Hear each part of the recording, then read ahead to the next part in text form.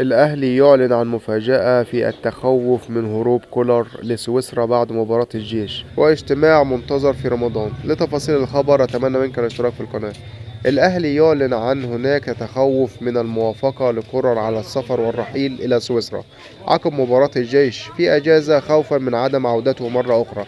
تعرف على ما حدث. كولر دلوقتي طالب من إدارة النادي الأهلي الحصول على أجازة بالسفر إلى بلاده سويسرا، وذلك بعد انتهاء مباراة طلائع الجيش يوم الأربعاء القادم، على أن يتواجد كولر في أجازة لمدة 5 أيام مثلا على سبيل المثال، وبعد كده يرجع تاني لقيادة النادي الأهلي من جديد في الدوري وأفريقيا.